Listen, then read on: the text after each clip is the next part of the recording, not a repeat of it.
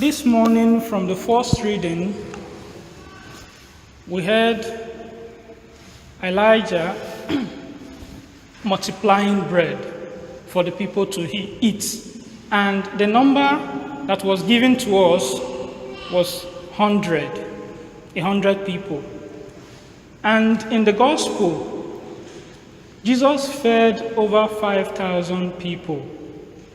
5,000 was the number given for men alone, not counting women and children. So he fed over 5,000. What I want to talk about this afternoon, and what I want us to reflect on this afternoon, is the breaking of the bread. The breaking of the bread. Quickly, if you go to Luke chapter 22, verse 19, it says, "Then he took bread, gave thanks to God, broke it, and gave it to his disciples." This was the context where he instituted the Holy Eucharist. Listen to the three things he did. He took the bread, gave thanks to God, broke it, and gave it to his disciples. Just move 2 chapters away from this verse 22 of Luke 22, that's Luke 24, verse 30. He sat down with them, took bread, said the blessing, broke it, and gave it to his disciples. In this context, when he went with 2 of his disciples from Jerusalem to Emmaus, it was when they sat to eat, when he took the bread, gave thanks, broke it, that was when they recognized him. And then we come to the context of what we are talking about today, which is in the Gospel of John, chapter 6. Again, verse 16, he took the bread, gave thanks, broke it, and gave it to them. He took the bread, gave thanks, broke it, and gave it to them. You can see 3 different instances with similar formula as regarding the bread. 3 different instances with similar formula as regarding the bread. The act of giving thanks. The act of giving thanks is an invitation to the giver to do more. The act of giving thanks is an invitation to the giver to do more. It's an invitation to the giver to show more of his or her goodness. If you offer me water and the way I show gratitude to you for offering me cold water in this very hot weather, the way I show that attitude, that gratitude to you, mere water will move you to want to do more. Is that not true? Gratitude is like asking for more.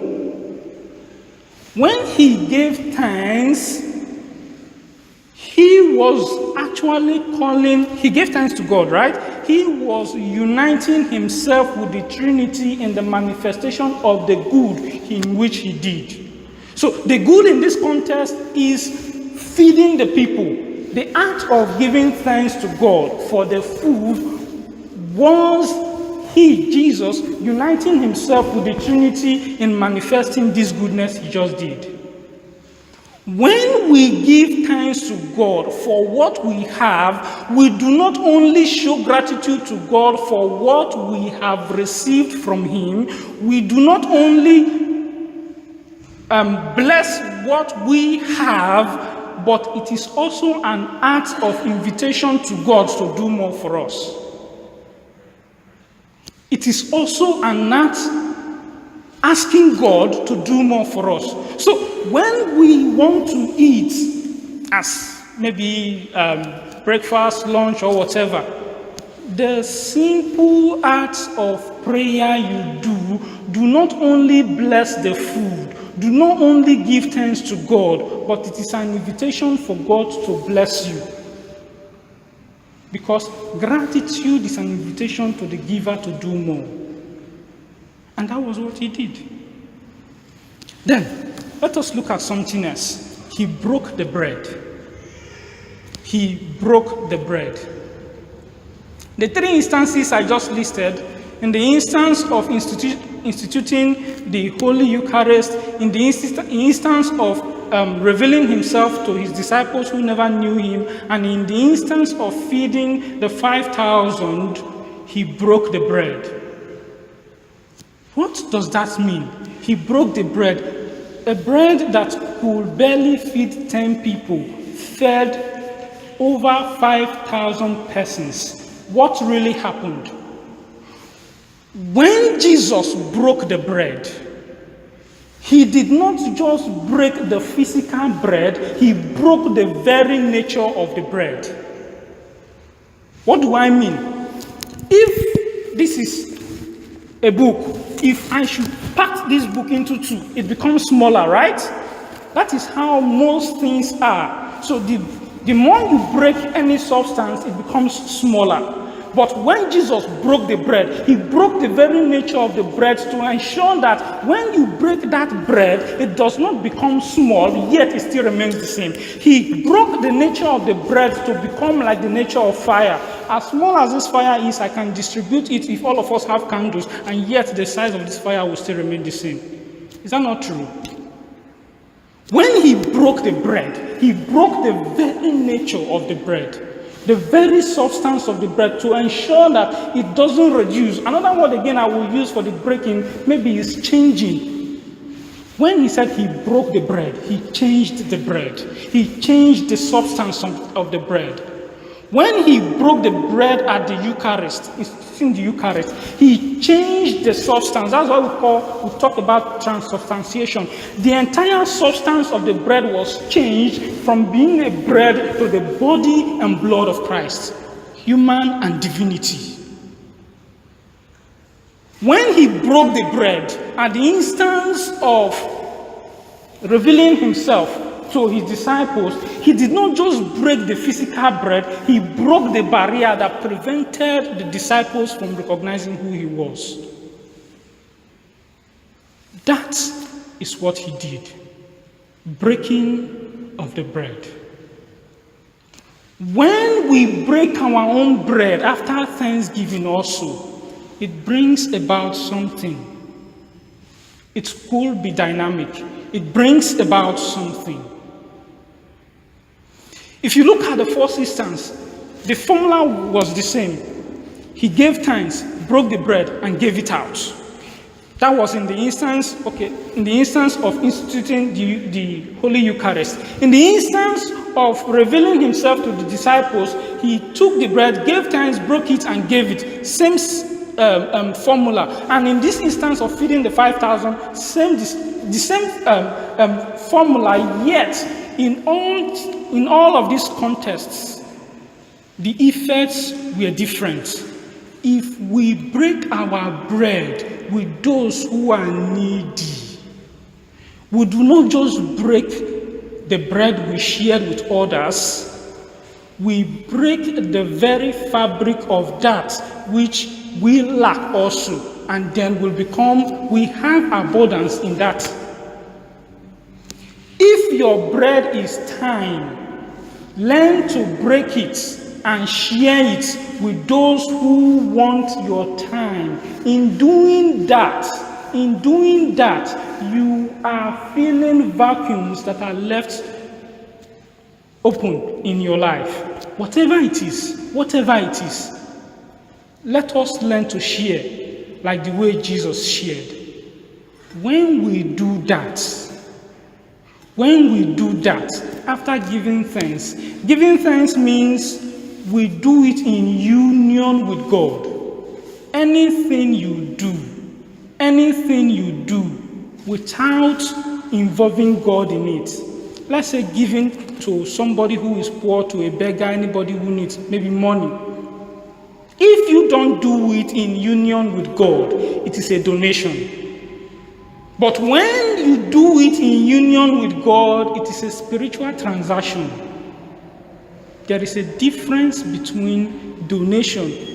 When you donate, you don't receive anything back. The only thing you receive back is what? Thank you, gratitude. Inviting the person you gave is even inviting you to give more. But when you do it in union with God, it is transaction. And in every transaction, you are supposed to get something back. Let us learn to break the little bread we have, no matter what it is, no matter how small it is. Yes, it is small. Let us learn to break it, because if we do break that bread, we are breaking the very fabric of that which we want somebody else to give to us.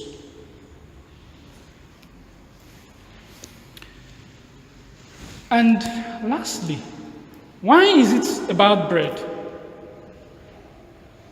Why can't Jesus break any other thing? Why is it about bread?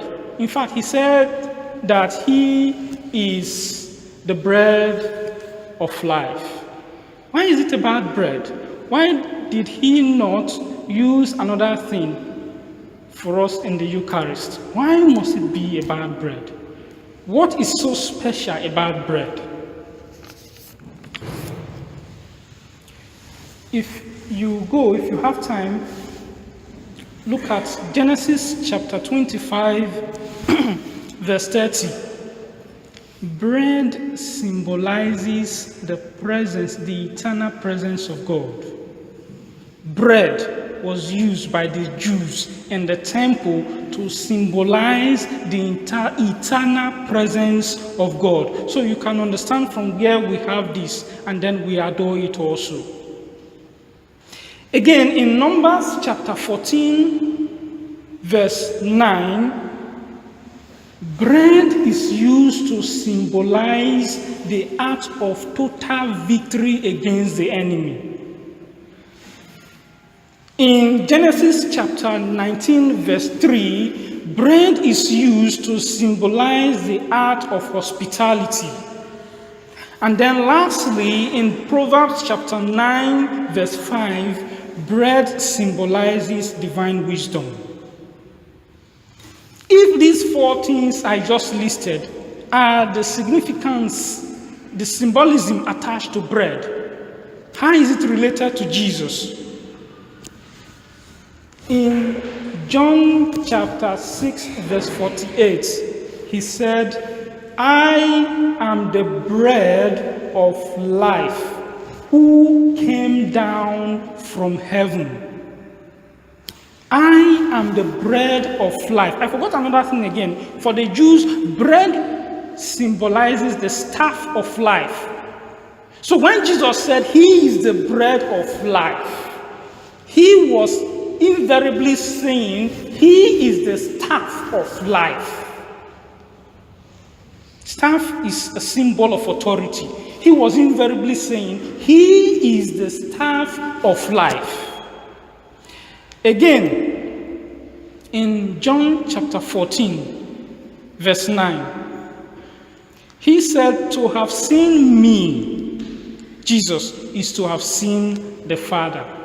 To have seen me is to have seen the Father. Remember I told you bread symbolizes the eternal presence of God. And Jesus has said that he is the bread of life. And then he's coming again to say that to have seen him is to have seen God. What does that tell you? To have seen the bread, which is Jesus Christ, is to have seen God. So when you read in the Old Testament bread symbolizing the eternal presence of God, Jesus Christ was actually making it practicable here. That is who he is.